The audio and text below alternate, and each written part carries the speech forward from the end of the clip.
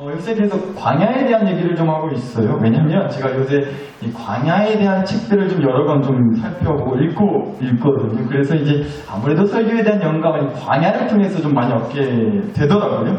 근데 또 뭐 꼭 그런 책들을 읽고 있어서 그런 것만은 아니고요. 애당초 제가 이제 광야에 관심을 갖고 광야에 대한 책을 찾아보고 읽게 된 것도 최근에 좀 제 안에 자꾸 이런 마음을 주셔서 그랬어요. 우리가 사실 좀 그런 것 같아요. 사는 게 정말 참 광야 같다 싶을 때가 많지 않냐는 거죠. 너무 막막하고 이게 너무 깝깝한 거예요. 어디로 가야 될런지, 어떻게 살아야 될런지, 무엇이 있긴 한 건지.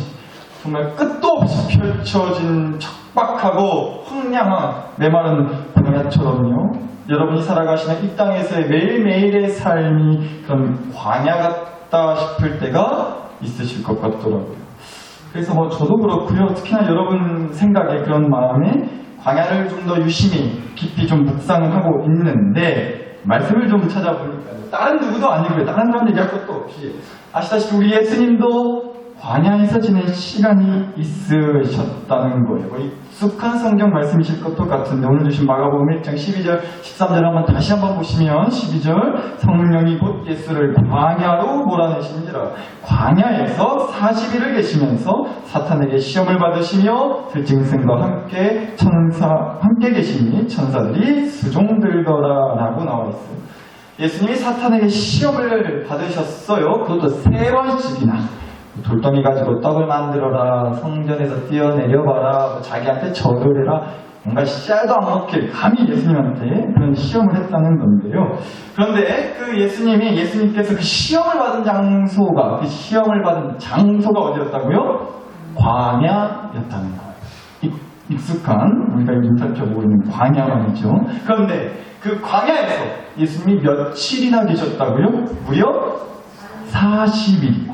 거진 한 달 반이에요. 40일이면. 그렇게 나니까 짧다면 짧을 수 있는데 또 짧은 시간은 아니었다는 거죠. 그렇게나 긴 시간 동안 예수님께서 광야에서 지내셨다는 겁니다. 이거 한번 기억해 보시자고요. 그런데 여러분, 한여름에 우리도 그래요. 한여름에 한 7월 8월 달쯤에 오후 1시쯤 밥 먹고 나서 한 1시쯤 밭에 한번 나가보세요. 뜨거워 죽겠다는 소리가 나와요? 안 나와요? 갈수록 더워지는 것 같아요.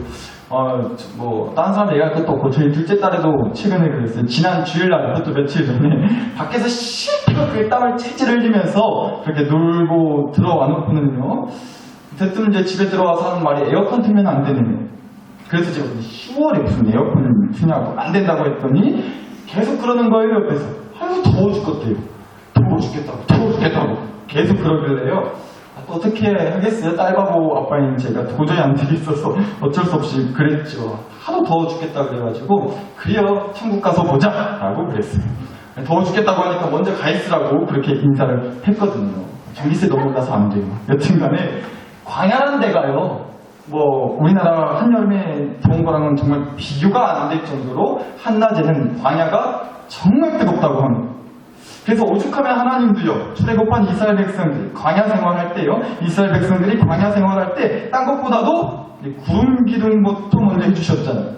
구름 기둥 같이요, 뜨거운 광야의 태양볕을 가려주고 피하게 해주는 게 없으면요, 광야는 그러니까 도저히 버틸 수 있는 데가 기가 아니다? 아니라는 거겠죠. 따라서 40일씩이나 4일도 아니고 4시간도 아니고 40일씩이나 광야에서 지내셨던 예수님도 결코 그 광야에서 버티신다는 게 아무리 예수님이라도 쉽지는 않으셨을 것 같더라고요. 왜냐하면 예수님도 여하튼 우리와 같이 인간의 몸으로 이 땅에 오셨기 때문에 광야에서 지내는 그 40일 동안이나 무려 40일 동안이나 광야에서 지내시면서 매일같이, 그것도 한낮이면 너무 뜨거 죽겠다 이 소리 안 하셨겠냐라는 거죠. 그래서 광야에서는요, 뜨거운 태양볕을 피하기 위해서 찾게 되는 게 있는데 바로 그게 그늘이에요. 우리도 더우면 그늘 찾게 되잖아요. 시원한 바람 부는 그늘진 곳은 찾게 되잖아요, 더우면. 그런데 여러분, 제가 전에도 주일 예배 설교할 때 광야 사진 보여드리기도 했지만, 광야에서는요, 그늘로 삼을 만한 나무 하나 찾기도 쉽지 않아요, 실제로. 그나마 있는 몇 개 나무도, 감각 있는 나무도 사실 거진 나무 같지도 않은 나무들밖에 없어요.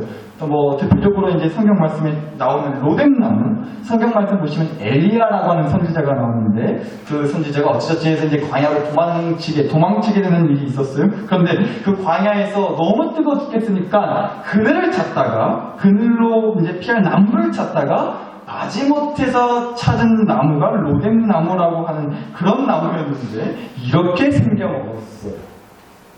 얼핏 보기에도 뭐 확대한 거 아닙니다. 큰 나무가 아니에요. 얼핏 보기에도 이게 나무 같아 보이시나요?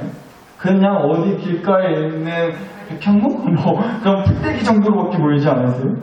이게 어디 햇빛을 피할 수 있을 만한 그늘이 되어져 보여요. 그늘이 되어줄 것 같이 보이세요. 그늘로 쓸만하겠냐고요, 이런 나무.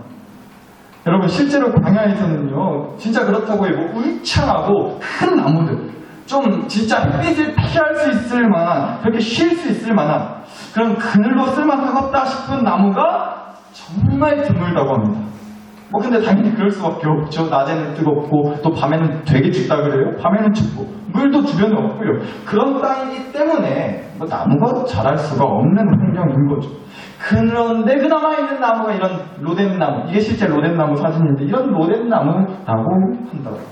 이 나무는요, 찾아보니까 보통 아무리 커봤자요, 키가 보다 1m 정도밖에 안 된다고 합니다. 얼추 그래 보이잖아요? 1m 내외라는 거예요. 또 보시다시피 무슨 뭐 가지가 있고 이파리가 크고, 그래서 그늘로 삼을 만한, 전혀 그렇게 보이지 않아요. 얼핏 보기에도 빗자루같이 생기지 않았어요. 쭉쭉 뻗어가지고 뭐 그런 큰 이파리 구경도 못하게 생겨먹은 나무가 바로 이 광야에서 쉽게 볼 수 있는 로뎀나무라고요. 이 나무한테서 어떻게 시원한 그늘을 바랄 수 있겠냐는 거죠. 그러니까 예수님도요, 우리처럼 사람의 몸으로 이 땅에 오셨기 때문에 40일이나 되는 그 긴 시간 동안 그렇게 마땅한 나무 그늘 하나 없는 그 뜨거운 한낮에는, 또 밤에는 겁나게 추워지고 하니까, 그래서 밤에는 또 추위를 피할 수 있을 만한 그런 마땅한 곳을 찾으셔야만 했을 거예요. 그래서 보통 광야에서는요, 한낮에는 그렇게 뜨거운 더위를, 또 밤에는 또 추위를 피할 장소를 찾아야 되는데, 거기가, 그런 곳이 바로 동굴이라는 겁니다. 동굴. 광야에 나무는 많지 않지만 동굴은 제법 있다고 해요. 그래도 사진 보여드렸지만 우리가 생각하는 광야, 뭐 사막 같은 그런 광야 아니고 돌길에 막 언덕이 많고, 그러다 보니까 산 주변에 동굴도 더 있다고 해요. 따라서 예수님도요, 광야에서 40일을 지내시면서, 감히 제가 확신하는데, 뭐 오늘 말씀에 예수님이 동굴에 계셨더라라는 말씀은 없으니까, 그러나 감히 확신하건대 저는요, 더위와 추위를 예수님께서 피하시려고 분명 동굴에서 지내셨던 것 같아요. 제가 직접 본 것도 아니고 말씀에 나오지도 않는데 감히 어떻게 확신할 수 있다고 그렇게 말씀을 드리느냐. 앞서 보셨던 마가복음 1장 13절을 다시 보시면 13절에 이런 말씀 있어요. 광야에서 40일을 계시면서 사탄에게 시험을 받으시며 뭐와 함께 계셨대요? 들짐승과 함께 계셨다고요, 예수님. 예수님이 광야에서 계실 때 뭐랑 함께 계셨어요? 사탄한테 시험 받았으니까 사탄도 있었고, 근데 그 사탄 말고 예수님이 또 뭐랑 함께 있었다고요? 들짐승과 함께 계셨단 말이에요. 그럼 질문, 여러분, 들짐승은 더위를 탈까요, 안 탈까요? 한여름에 길바닥에 돌아다니는 개들만 해도 그래요. 개들 있잖아요. 잠깐 사진 나왔는데, 거짓말 조금 못해가지고 한여름에 이제 길에 돌아다니는 개들만 봐도 혓바닥이 거의, 거짓말 조금 못해서 고창 읍내까지 튀어가지고 거리면서 얼마나 더워 죽으려고 그러잖아요. 뭐 오늘 나오셨을 때 안수집사님, 권사님, 양계장에 있는 닭들 온도 중요하지 않아요? 뭐 한여름에 겁나게 더우면 팔려 나가기도 전에 삼계탕 돼서 나가죠. 이거 후라이드 통닭해서 나가거든요. 짐승들, 동물들 더위 많이 타고 굉장히 온도 중요하단 말이에요. 그러니까 광야에서 있던 그 들짐승이라고 하는 그 짐승들도 굉장히 더위를 타지 않았겠냐고. 따라서 광야에 있던 들짐승도 낮에는 더위를 피하기 위해서라도, 또 밤에는 추우니까 추위를 피하기 위해서라도 이 들짐승들이 어디로 좀 피해 숨어 지냈겠어요? 들짐승들도 동굴을 찾아다니지 않았겠냐고. 더위를 피해서, 추위를 피해서. 따라서 말씀에 예수님이 들짐승과 함께 계셨다는 말씀은요, 바로 우리에게 예수님도 들짐승과 함께 계셨다고 하니까 들짐승은 동굴에 많이 있었을 거고, 따라서 예수님도 광야에서 어디에? 동굴에 계셨다라고 우리가 생각해 볼 수가 있다는 거죠. 근데 아까부터 왜 자꾸 동굴 타령하냐, 오늘 제목에도 그러고 동굴이 무엇이 어쨌다고 하실지 모르겠는데, 여러분 요즘 한참 이제 광야를 묵상하고 있다고 했잖아요. 근데 광야를 묵상하는 가운데 무슨 이런 깨달음을 주셨기 때문에 그랬어요. 광야에는요, 오늘 설교 제목처럼 동굴이 필요하다는 거예요. 광야에는 뭐가 필요해요? 동굴이 필요하다고요. 어둡지 않은 그늘로는 버틸 수 없다는 거예요. 뭐 사진 아까 보셨지만 로덴나무 같이요, 그런 그늘 같지도 않은 그런 그늘 같지도 않은 그런 나무 그늘로는 버틸 수 없는데, 그런 나무 그늘로 삼을 만한 나무도 애당초 광야에 없고요. 도저히 어떠한 그늘 나무 그늘로는 버틸 수 없는 곳이 광야란 말이에요. 그렇잖아요. 우리가 꼭 그런 실제 광야를 말하는 것뿐만 아니라 인생이라는 광야를 지나가는 길 동안에도요, 그늘이라고 피했더니 오히려 그 나무 그늘한테 데이고 핥히고요, 광야를 지나가는 길이 아주 그냥 나를 태워 죽이려고 작정한 것만 같은 그 뜨거운 태양볕 같은 문제들에 데이고 지쳐서 너무나 고되고 힘들어서 그나마 잠시 길에서 쉴 수 있을 것 같아 보였던 나무 그늘 밑으로 피했는데, 그게 뭐 사람이 됐던 뭐가 됐던지 간에요, 그나마 잠시 길에서 쉴 수 있을 거라고 기대했던 그 나무 그늘한테서 더 뜨거운 맛을 볼 때가 있지 않으신가요? 그런 때가 뭐 한두 번이냐고요. 그렇잖아요. 그래서 광야는요, 뭐 어둡지 않은 나무 그늘로는 버틸 수 없어요. 그걸로는 안 돼요. 동굴이 필요하다고. 동굴. 우리 예수님께서도 광야에서 버티시기 위해 계셨던 곳이 동굴이었단 말이에요. 그럼 우리는요, 말할 것도 없죠. 당연히 필요해요. 동굴이 반드시 있어야 돼요. 광야에 계세요? 그럼 동굴부터 찾으셔야 된다고요. 동굴을 지나가는, 광야를 지나가는 저와 여러분한테는 그래서 동굴이 반드시 필요하다는 겁니다. 그런데 여러분, 여기서 멈추지 않고요, 제게 더 이제 한 번 더 깨달음을 주신 게 있어요. 그렇다면 동굴만 있으면 다 되는 것이냐? 나는 뭐 어둡지 않은 나무 그늘 말고 그래도 좀 더 믿음직한, 좀 더 나를 달래주고 쉬게 해주는, 마음을 편안하게 해주는, 기운을 불어 넣어주는, 더위와 추위를 피할 수 있게 해주는 그런 동굴, 기댈 수 있는 동굴이 나한테는, 그게 뭐 사람이 됐든 돈이 됐든 뭐가 됐든지 간에요, 여튼 그런 동굴이 나한테 한두 개쯤은 나는 다행히도 있는데 그럼 된 것이냐? 그건 또 아니라는 거예요. 동굴 있다고 또 다 되는 건 아니겠다는 겁니다. 왜냐? 말씀 보셨지만 그 광야에서요, 뜨거운 더위와 꽁꽁 얼어붙을 것만 같은 추위를 피하려고 나름 괜찮은 동굴, 운 좋게 어떻게 찾아서요, 더위를 피하고 추위를 피했어도 거기에 그 동굴 안에 뭐가 있을 수 있기 때문에, 들짐승이 있을 수 있기 때문에 그래요. 여러분, 광야에서 그 동굴에서 만난 들짐승들은 어떨까요? 아무래도 광야에 사는 그런 들짐승은 좀 더 굶주려있지 않겠어요? 그래서 먹을 거 보면 아주 그냥 좀 뒤집어지지 않겠나요? 광야에 사니까요. 먹을 게 막 넘쳐나고 막 제때되면 누가 사료 먹여주고 막 챙겨주고 그러지 않을 거 아니에요. 광야에 사니까. 이쯤 되면 슬슬 벌써 그러네요. 먼저 기도 들어가신 분들 계실 것 같아서 제가 들짐승들 먹을 거 없을까 걱정하다가 갑자기 궁금해져서 아까 살짝 사진 나왔는데, 개들 먹는 사료 있잖아요. 사료. 들짐승들 먹을 거 걱정하다가 이런 생각까지 해봤어요. 개들 먹는 사료 한번 비싼 건 얼마나 비쌀까? 좀 설교 쓰는데 궁금하더라고요. 그래서 한번 찾아봤더니, 한번 이거 보세요.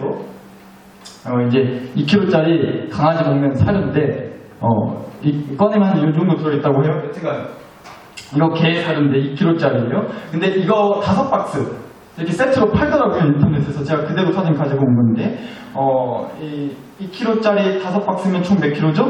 2kg 곱하기 5개 하면 10kg. 네, 아유 똑똑하시네. 좋아하는데 이 5박스 10kg 얼마일 것 같으세요? 가격이 이렇다고 합니다. 얼마요? 19만 9천 원이에요. 뭐 그래도 20만 원은 안 되니까 싼 거죠. 20만 원은 아니니까. 놀라지도 않으시네, 정말로. 집에서 키우시는 개들, 이 정도는 다 먹이시는 것 같아요. 야, 제가 이거 보고 오늘 설교 제목 사실 개팔자가 상팔자다 라고 하고 싶었어요. 개가 먹는 밥이 제가 먹는 밥에 훨씬 몇 배인지 모르겠어요? 20만 원이 되잖아요, 20만 원. 속된 말로다가 더럽게 비싸지 않냐고요. 그런데 여러분 생각해보자니까요. 광야에 있는 들짐승들이, 광야에 사는, 동굴에 사는 그 들짐승한테 누가 이런 비싼 사료를 먹여주고 관리하고 뭐 제때제때 그렇게 챙겨주겠냐고요. 그쵸? 그러니까 실은요, 동굴은 마냥 안전하다고 할 수 있는 데가 아니란 말이에요. 마음 평안이 있을 수 있는 데가 아니라는 겁니다, 동굴이. 마찬가지 아니겠냐고요. 광야를 지나고 있는 우리도 나를 진짜 그야말로 완전 그냥 말려죽일 작정으로 무섭게 내리치는 태양볕 같은 상황들, 문제들, 사람들 만나잖아요. 그래서 반드시 필요한 게 뭐다? 동굴이란 말이에요. 그런데 운 좋게 어떻게 동굴을 찾아내도 그 동굴이 나를 온전히 지금의 이 광야에서 나를 지켜주는 게 아닐 수 있단 말이에요. 마음의 평안을 주는 것만은 아니라는 거죠. 왜요? 믿었던 그 동굴에도 뭐가 있기 때문에? 들짐승이 있기 때문에. 나를 해치고 까딱하면 나를 잡아먹고 나를 들쑤시고 나를 망가뜨리고 무너지게 만드는 그런 들짐승들의 공격들, 들짐승 같은 시험들, 고난들이 그 동굴에도 있다는 거예요. 그래서 오늘 설교에서 참말로 드리고 싶었던 얘기는 사실 이 얘기였습니다. 앞서 광야에서 반드시 필요한 게 동굴이라고 말씀드렸어요. 근데 그걸로는 부족해요. 동굴에 있는 들짐승 때문에 그걸로는 부족해요. 그래서 정확하게 말씀드릴게요. 따라서 해주시면 감사하겠습니다. 광야에서는 동굴이 필요하다. 하나님 동굴. 거기까지 따라해서 해주셨으면 된 거예요. 오늘 주신 말씀 한번 다시 마지막으로 한 번만 더 다시 볼게요. 마가복음 1장 12절 13절입니다. 성령이 곧 예수를 광야로 몰아내신지라. 광야에서 40일을 계시면서 사탄에게 시험을 받으시며 들짐승과 함께 계시니 누가 수종 들었어요? 천사들이 예수님을 수종 들었다고 나오죠. 천사들이 예수님을 수종 들었어요. 근데 여러분, 천사들이 뭐 지들 마음대로 움직여요? 자기들 마음대로 돌아다니느냐고요. 다 누구 허락받고? 그쵸? 누구 명령에 순종해서? 하나님 명령에 순종해서 어디 가도 가지 않겠어요, 천사들이? 따라서 정리하자면 이렇다고요. 예수님은 광야에 계셨어요, 우리처럼. 광야에 계셨지만 광야의 더위와 추위를 피해서 동굴에 계셨을 거예요. 그런데 그 동굴에도요, 예수님을 위협하는 들짐승들이 있었단 말이에요. 그래서 천사들이 예수님을 수종들었다는 거예요. 예수님 곁을 지켰다는 뜻이라고요. 물론 누가 감히 우리 예수님을 위협할 수 있겠어요. 그리고 어찌감히 어떤 맹수가 어떤 짐승이 공격한다고 해서 우리 예수님이 쪼시겠어요? 겁먹으시겠냐고요? 그럴 수 없는 말도 안 되는 얘기죠. 그러나 우리가 이 말씀을 가지고 좀 이렇게 받아들여 보시자고요. 아, 우리 하나님 아버지는 광야에서 살기 위해 동굴로 피한 자들, 동굴에 있는 들짐승들에게 다칠까봐 친히 천사들을 보내주셔서 수종받게 해주시는, 지켜주시고 보살펴주시는 그런 은혜의 하나님이시구나. 그래서 어쩌면요, 1절 말씀에 성령 하나님이 예수님을 광야로 몰아내셨다고 나오는데, 하나님은 어차피 천사들을 보내셔가지고 예수님을 그 광야 동굴에서 지켜주실 거였기 때문에 성령께서 광야로 예수님을 내모신 건 아닐까. 그렇게 생각한다면 저와 여러분도 사실 그래요. 하나님이 툭하면 우리를 그냥 그 모진 광야로 내모시는 것 같아서 정말 징하게 마음 안 들어 죽겠는데, 솔직히요, 좋아 죽는 건 아니잖아요. 솔직히 광야 내모는 게 뭐가 좋아요. 하나님이 나랑 우리 집을 이 무지막지한 광야로 내모신 게 아무리 믿음 좋게 해석하려 쳐도 도저히 이해가 안 되고 좋아 죽기는커녕 아주 그냥 솔직히 하나님이 미워 죽기는 하겠어도, 그래서 너무나 하나님이 원망스럽고 믿지만 우리가 그럼에도 하나님을 향한 마음과 믿음을 회복하고 우리가 그럼에도 하나님을 찬송할 수 있는 이유는요, 우리를 그냥 그렇게 무책임하게 광야로 내모시기만 하는 게 아니라 광야에서도 피할 동굴에 되어주시고 그 동굴에서마저도 나를 공격하는 들짐승들한테서 나를 지켜주시고 함께해 주시니까 우리가 그 은혜를 기억하고 그 은혜를 붙들고 그것도 다시 기운내고 다시 믿음으로 다시 소망을 품고 광야를 기억으로 다 지나서 끝끝내 광야를 탈출하게 해주실 하나님을 믿으니까, 그럼에도 그래서 우리가 하나님을 찬송하자고 말씀을 드리고 싶었던 겁니다. 사랑하는 나사렛 식구 여러분, 오늘 설교 마무리하면서 이 성경 구절 말씀들을 끝으로 함께 좀 나누고 싶었어요. 지난 주일날 많이도 아니고 하루 한두 구절이라도 말씀밥 잘 챙겨 먹자고 말씀드렸어요. 오늘 말씀밥 퍼드릴게요. 시편 121편 말씀 제가 한번 쭉 읽어보도록 하겠습니다. 좀 글씨가 안 보일 수도 있는데 집중해서 한번 잘 들어봐주세요. 시편 121편 말씀입니다. 내가 산을 향하여 눈을 들리라. 나의 도움이 어디서 올까? 나의 도움은 천지를 지으신 여호와에게서로다. 여호와께서 너를 실족하지 아니하게 하시며 너를 지키시는 이가 졸지 아니하시리로다. 이스라엘을 지키시는 이는 졸지도 아니하시고 주무시지도 아니하시리로다. 여호와는 너를 지키시는 이시라.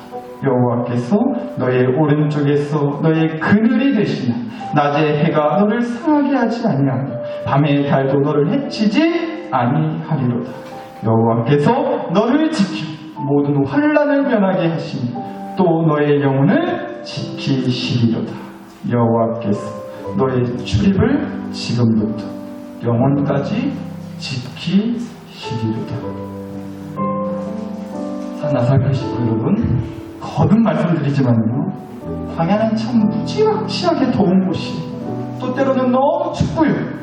그저 날씨 얘기가 아니라요, 광야같이 우리를 너무나도 힘들고 괴롭게 하는, 우리의 영혼과 가정을 쪄죽게 만들고 그래서 메마르게 만들고 때로는 사시나무 떨듯이 온몸이 떨리게 아주 등골이 시리게 만드는 것도 그렇게 고약한 것도 없는 것 같아요. 따라서 그 광야를 지나가는 길에는 반드시 그늘이 필요해요.